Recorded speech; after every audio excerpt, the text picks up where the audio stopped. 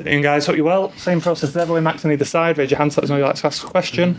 We'll set an embargo part way through for 10:30 this evening. So let's start, please, Simon. Hi, Pep. Phil Foden's won the Football Writers' Player of the Year award. Do you think that's something that he deserves, and how would you assess the season he's had so far? If the writers decide this award, congratulations for the writers and for him. He played really good this season. Many players played really good this season, and the writers decide for this award. So, what can I say? Congratulations. I mean, how do you think Phil has done this year? We are really good, so many times. So the impact in the final third is really good. Work ethic. Yes, every year, due to the amount of games he's playing, the minutes he's playing, is more mature, and he understands the game. But we have to continue. Still young.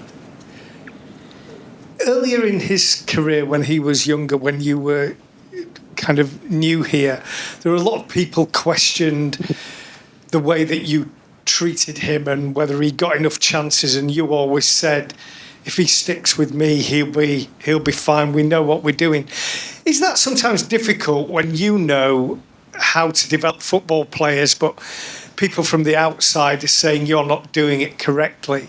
Is that difficult to do? Well, the first part of the question, criticism, so he was 70, 80 years old. David Silva was here, Kevin De Bruyne was here, Gundogan was here.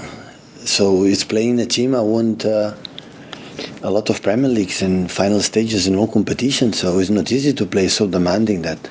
But I don't. The people again. Thank you so much to give me incredible credit. But it's not about that. So the football's developed for the amount of minutes they play and learn during the game what happened with his mates, opponents, and so on. The work ethic mentality. We can, as a manager, suggest something. It depends on the opponents, but belong to them. Belong to them. Look the case from Cole Palmer. What I developed. I didn't give the minutes. If I give the minutes, maybe he should be here, maybe not. And the talent was there, is there. So, and at the end, depend absolutely to the players and what they do, what they learn every single game. Sure. Hi, Pep. Just on Phil, how much more improvement is there for him to do? He's had a brilliant season. How much further could he go or improve? Always you can improve. Until you retire, until you die, always you improve. Oh, he was ill or missed the game last week, and also good. Diaz missed the game. Are they both okay? And for Edison as well, is there any news how long he'll be out? Or looks worse than he feels good. Yesterday we trained, he feels good. So he could be back this weekend.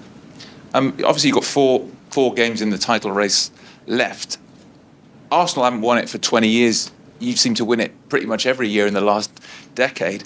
So does that experience and know-how give you an advantage in a race? I would love, but I don't know. I don't have an answer to this question.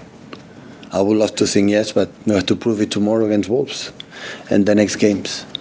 We know that we have to win. We have to do all 12 points. Otherwise, it will be difficult because Arsenal is so strong, so consistent. It's difficult going to drop points. But what I said is, it depends on us. So it's simple, one game, one more week, and after the last week of the season, before the FA Cup final, 3 games in a week, once in a time to win the games. It's not more complicated to analyze. I would like to say, like we have done in the past, it's going to happen this season. Nobody knows it. Matt? Hi, Pep. Sorry to bring you back to Phil Foden again, but what do you want to see from him next then? How does he take the next step in your eyes? It depends on him. It's simple as that, I promise you. It depends on him. In mentality, I want to more, I want to do it again, I want to be better in this department. I will live 24 hours for my game, for my profession. It depends on him, like all the players. He has this tag, rightly so, of the academy graduate at Manchester City, but is it time we move past that, or is actually that something to be proud of? Sorry? He carries the academy graduate tag. He is really one of the first players to break into your side here. He's the model boy for anyone in the academy, and still carries that tag. Of course, for the academy players, see the players that were in the academy and making a huge impact with the team is the target. But look how many players came from the academy. How many is playing here, but how many is all around the world? In other leagues here in England, how many players? Luke Morgan now in Aston Villa was here, and many, many players. So the job this academy has done in the last 5, 6, 7 years is unbelievable. Because we are so proud to of them. Not all the players academy can play in the first team. It's a question of space.